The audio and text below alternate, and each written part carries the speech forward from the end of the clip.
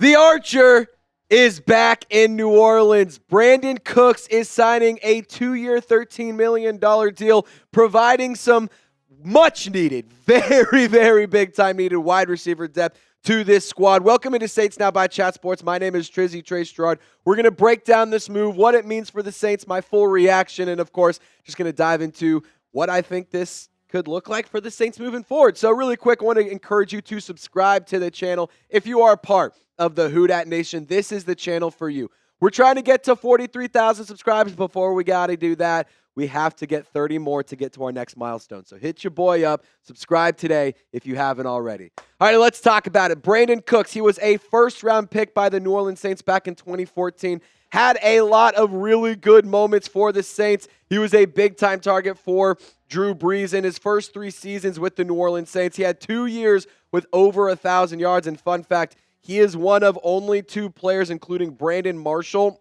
that have over 1,000 yards for 4 different teams across the National Football League. He's been traded multiple times. He's been all over the league, in New Orleans, in New England, with the Rams, with the Texans, with the Cowboys, and now he is back to where it all began. You can see the production on your screen right now.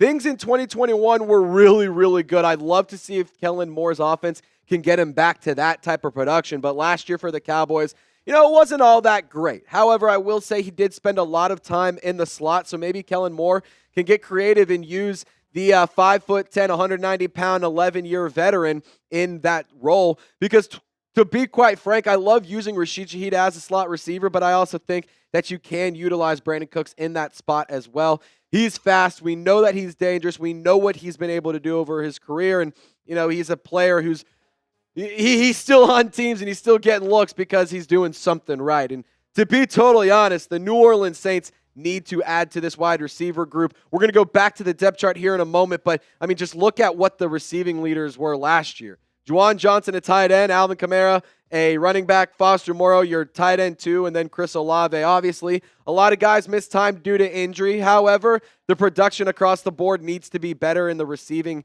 side of the game. So, that's where we can go back to Bub Means, Dante Pettis, Mason Tipton, all of those guys are still around. Obviously, they brought in Velus Jones as well, who's just an offensive weapon, but he is labeled as a running back on the depth chart. So worth noting there.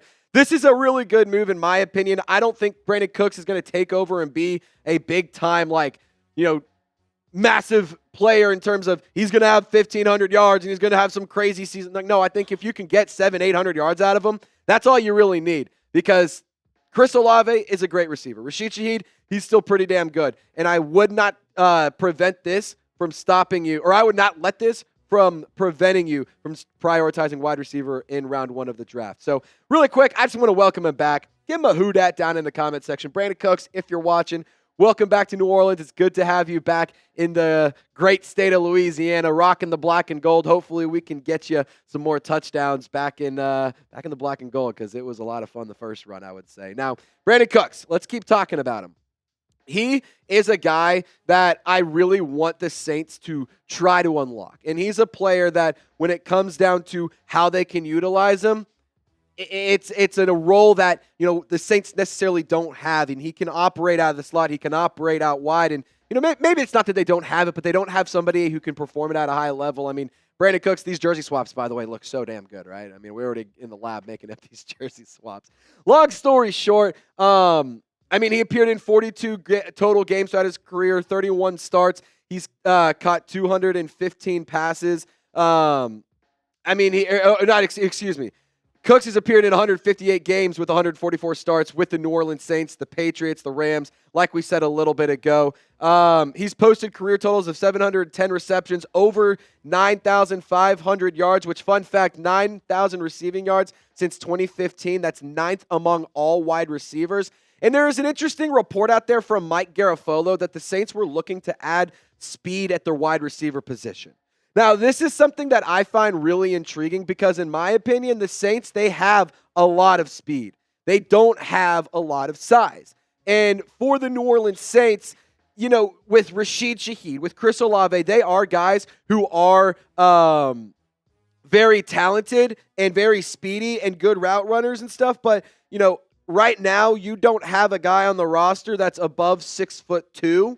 Marquez Valdes-Scantling was your tallest wide receiver. He is now in Seattle. He is no longer in the fold. So you got to add some size. I do think that the report from Garofalo that the Saints are looking for more speed at the receiver position is very interesting. What the hell is Kellen Moore cooking up? Like, honestly, I mean, are we just going to say, you know what, we don't need size. We just want the fastest damn team across the National Football League. We're going to give the Miami Dolphins a run for their money, and just speed kills all. So I don't know what Kellen Moore's cooking up. I hope that what he's cooking up works out because, quite frankly, I think this is a decent move. Again, a wide receiver 3, wide receiver 4, put him on the roster wherever you want him. I think that he is going to be able to provide a little bit of depth and a quality depth nonetheless for the New Orleans Saints. And look, how many times have we seen this over the past few years where you have high-end wide receivers and then they get hurt and then you're stuck with practice squad bodies? It feels like it's happened way too many times over the past few years. This is a quality depth piece, if you ask me, and I do think that this is a good move for the New Orleans Saints. 2 years, $13 million. It's really not all that expensive. You still have quite a bit of money to spend. Before this move, you had about $34 million to spend. Now it would be obviously, 2 years, $15 million. Take away about 6-7 of that. I just stepped on my mic. Take away $6-7 million of that, and you're probably still sitting pretty. And we'll just have to see how the contract truly lays out and what the guarantees are and stuff. But I mean, all in all, I think it's a good move. Now, if you guys want to make a good move just like the Saints just did, pick up this t-shirt. It is absolutely fresh. Chatsports.com/Camara shirt. Link is in the comments and description of this video. It's got a photo, a snapshot of that beautiful one-handed catch from Cedric Wilson on December 15th against the Washington Commanders. Fun fact, that was my birthday, so I am going to be ordering this shirt. I feel like I kind of have to. It just makes way too much sense, Colin. So if you want to get one as well, chatsports.com/Camara shirt. Link is in the comments and description of this video.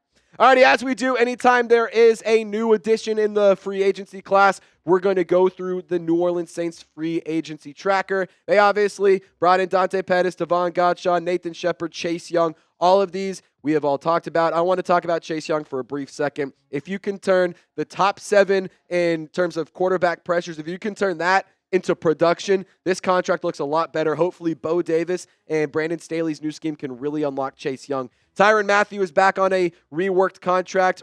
Juwan Johnson, 3-year, $30.75 million deal. If you can actually make Juwan Johnson a high-level, high-producing receiving tight end, this is a very good contract. This is a steal. This is really not all that much money. It's around the Dalton Schultz contract. Really not all that much money for a tight end, to be totally honest. Justin Reed, love that signing. He is going to bring a lot of boom to the defense. He's going to bring a lot of energy. He pairs back up with Tyrann Mathieu, which is pretty cool to see. They played together in Houston. They played together in Kansas City, and now they get to play together in New Orleans. Jack Stoll, he signed a 1-year, $3.62 million contract. He's a little bit more of a blocking tight end, but has familiarity with Kellen Moore because of the time in Philadelphia. Yeah, actually, he was with Philadelphia last year a little bit. But either way, point being, Jack Stoll, a little bit more of a blocking tight end. We'll see if he makes the roster, but, nonetheless, a move. Isaac Yiadom, I think this is extremely good value. He was really good for the New Orleans Saints. You put him back in the black and gold. You can bring him to a city that he's familiar with. I think that this is a really good contract, really low risk, high reward. Will Clapp, he is brought back. He was with the Saints, and he's back with the Saints. Velus Jones, Landon Young to round things out, and now obviously Brandin Cooks. So get down in the comment section for me. Grade this signing, A, B, C, D, or F. Let me know what you guys think about it in the comment section. I'm going to go B-. I mean, how could you grade this anything lower than a B-? It's a low-risk contract, high reward at the bare minimum. You don't need him to be this massively high-producing receiver. You just need him to come in and be a good depth piece and a guy that takes some of the attention, takes some of the pressure off Chris Olave, Rashid Shaheed. Again, I will say this. Just because you signed Brandin Cooks doesn't mean you should not draft Tet McMillan in round 1. I'm still all in on that. So for that reason, I'm going B-. I think it's a good signing with really not all that much to risk. So Saints fans, thank y'all so much for watching today's video. Y'all stay golden. Hopefully your brackets ain't totally busted. We'll see you next time.